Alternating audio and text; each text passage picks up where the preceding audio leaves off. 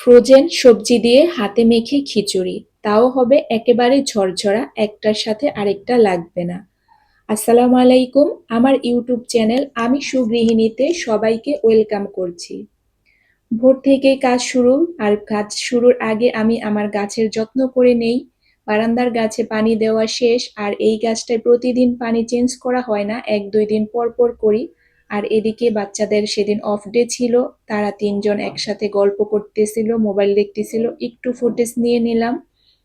তারপরে চলে গেলাম সকালের নাস্তায়। সকালের নাস্তা অফ ক্যামেরাতেই সবাই করে নিয়েছি।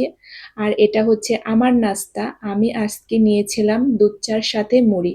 এটা তো আমার খেতে অনেক ভালো লাগে। কার কার দুধ চা দিয়ে মুড়ি খেতে ভালো লাগে অবশ্যই কমেন্টে জানাবেন। ওইদিকে আমার ছোট বেবিটাও খেলতেছিল। যার যার মধ্যে সে খেলাধুলা করতেছিল। আর আমি গৃহিণী, আমার তো কাজই সংসারের। তো আমি এখন কিছুক্ষণ কাজ করে আবার সকালের নাস্তাটা করে নিলাম। এরপরে কিছু লেবু, ডিম আর সবজি আনা হয়েছিল। এগুলো এখন সবকিছু ঠিকঠাক করে গুছগাছ করে ফ্রিজে রেখে দেব। ধনিয়া পাতার বোটা বাছবো আর ডিমগুলো ধুয়ে রাখবো। এভাবেই চলতে থাকে সংসারের কাজগুলো। আজকে সকালে রান্নার প্যারা ছিল না, আর দুপুরের জন্য ঝামেলা নেই। হাজবেন্ডের দাওয়াত ছিল, যার কারণে আমি চিন্তা করেছি যে হাতে মেখে খিচুড়ি ঝটপট করে নেব, আর আমার যে কাজগুলো পেন্ডিং আছে সেগুলো করে নেই। টেবিলের উপরে যেহেতু সবজি টবজি বাহিরের ব্যাগ ট্যাগ রাখা হয়েছিল, তাই একটু টেবিলটা ক্লিন করে নিলাম। আমাদের দেখা যায় একটা কাজ কতবার করতে হয়। সকালে তো এই কাজটা করেছি, তারপরও কি করার। এখন যেহেতু আবার এখানে বাজারে ব্যাগ টেক রাখা হয়েছে, দেখা যাবে বাচ্চারা আবার হুটহাট খেতে বসে যাবে, তখন মনে না থাকলে এভাবে এখানে বসে খাওয়া হয়ে যাবে। তাই আগেভাগে এই কাজটা করে নিলাম, যাতে এটার পেরেশানিটা আমার মাথা থেকে বের হয়ে যায়। তারপরে ধনিয়া পাতাগুলো ভালোভাবে বেছে নিচ্ছি, বেছে তারপরে ধুয়ে পানি ঝরা দিয়ে রাখবো। খিচুড়ির জন্য আগে থেকেই সবকিছু রেডি করে নিয়েছি, আর সবজিগুলো ছিল ফ্রিজে ফ্রোজেন। এখানে চাল ডাল একসাথে করে নিয়েছি, মুগ ডাল, মসুর ডাল, আর হচ্ছে যে হচ্ছে ভাতের চাল দিয়েই করব। এই যে ফুলকপিটা আমার ফ্রোজেন ছিল, আর সাথে গাজর, এই দুইটা ছিল ফ্রোজেন, আর টমেটো নিয়েছি, আলু নিয়েছি। আর এদিকে নিয়েছি গরম মসলা, ধনিয়া, হলুদ, মরিচ, লবণ, আদা রসুন পেস্ট, পেঁয়াজ, কাঁচামরিচ সব একেবারে কেটে কুটে রেডি করে নিয়েছি। এখন হচ্ছে যে আমি সব একসাথে মাখিয়ে দেব। তো সব একসাথে মাখাবো, তারপরেও কিন্তু কোনোটা গলে যাবে না, আর হচ্ছে যে লাগা লাগা হবে না, একেবারে ঝরঝরা হবে। আপনারা চাইলেও এভাবে করতে পারেন, খুব ভালো লাগে। ফ্রোজেন সবজি যাদের আছে তারা মাঝে মাঝে বের করে ফুলকপির পাকোড়া, সবজি, খিচুড়ি অনেক কিছুই করে খাওয়া যায়। আর এই খিচুড়িটা অবশ্যই সরিষার তেল দিয়ে করলে মজা হয়, যার কারণে আমি সরিষার তেল দিয়ে করতে চেষ্টা করি। আদা রসুন বাটা, সরিষার তেল সবকিছু দেওয়ার পরে এই যে এখন ভালোভাবে মাখায় নিচ্ছিলাম।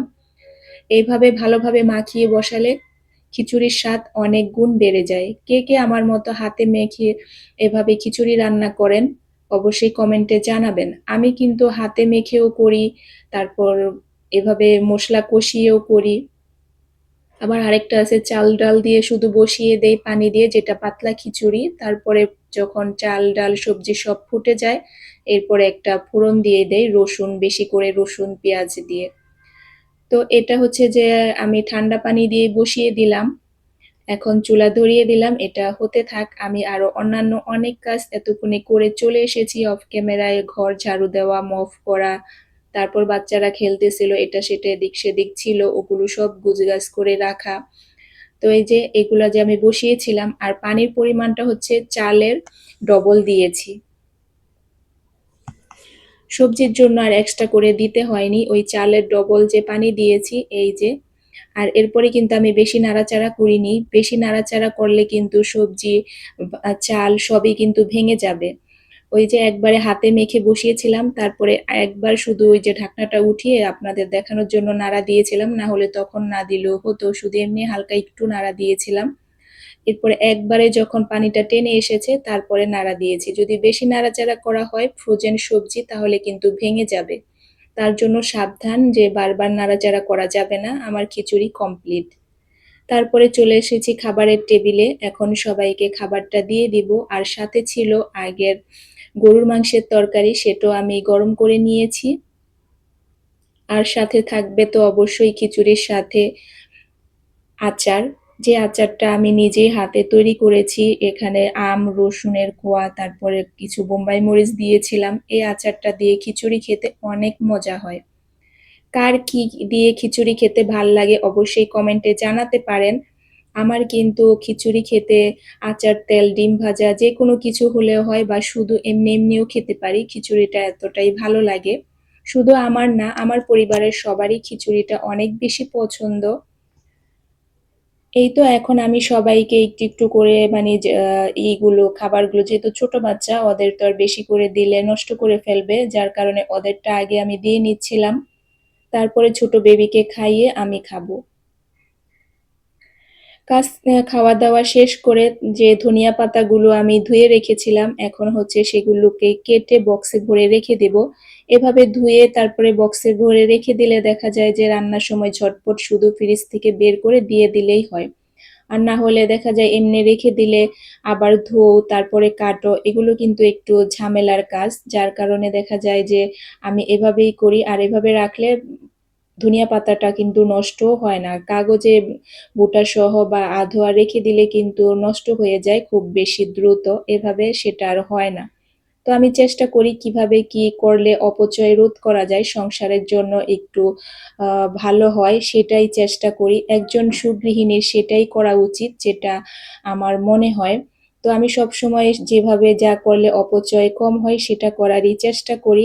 এরপরে দেখা যায় যে তালের শাঁস পাঠিয়েছিল, তো এখন বাচ্চাদের নিয়ে এটা খাবো। আপনারা কে কি বলেন? কেউ তালের পানি ফল বলে, বা এক একজন এক এক কিছু বলে, আমরা তো তালের শাঁসই বলি। আর এই সিজনে এটা পাওয়া যায়, এটা কিন্তু খেতে অনেক মজা আর শরীরের জন্য অনেক উপকার।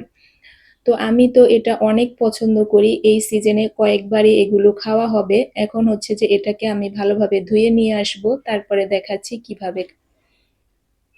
আমি তো এই যে এভাবে একটা চামচ নিয়ে তারপরে হচ্ছে যে এগুলো পরিষ্কার করি। আপনারা কে কিভাবে করেন চাইলে কমেন্টে জানাতে পারেন।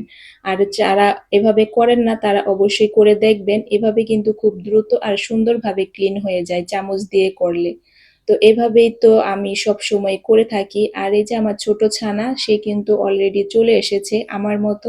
তারও এই খাবারটা অনেক পছন্দ।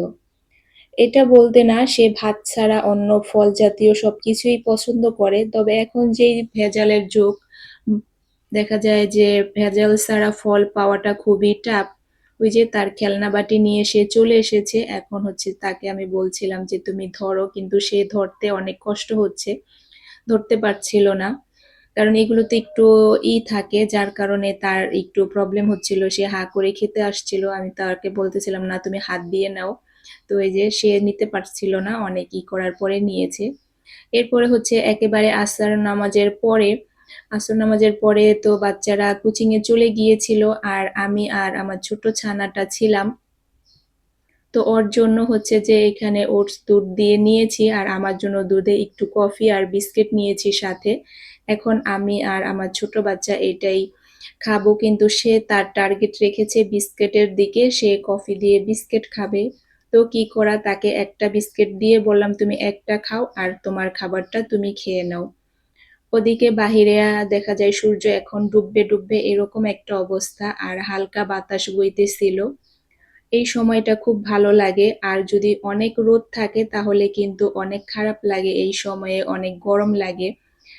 তো এই তো আমাদের কাজটা শেষ করে নিলাম আমরা। তারপরে কিছু বাজার নিয়ে আসা, বাজার বলতে এটা হচ্ছে এই বাচ্চাদের জন্যই। বাচ্চারা নিমকি, চানাচুর এগুলো দেখা যায় যে ছোট বাচ্চা থাকলে আর কি যা হয় এগুলো ঘরে রাখতে হয়, ওইটাই। তো ওদের জন্য এই যে বনলতা থেকে এগুলো নিয়ে আসা হয়েছে। এই নিমকিটা না খেতে খুব মজা। চায়ের সাথে খেতেও ভালো লাগে। আর চানাচুরটা অনেক ঝাল ছিল, যেটা আমার ছোট বেবি খাওয়া সম্ভব না। তবে সে এই নিমকিগুলা খুব পছন্দ করে। সবাই ভালো থাকবেন। ভালো লাগলে অবশ্যই লাইক, কমেন্ট, শেয়ার করতে ভুলবেন না। টাটা।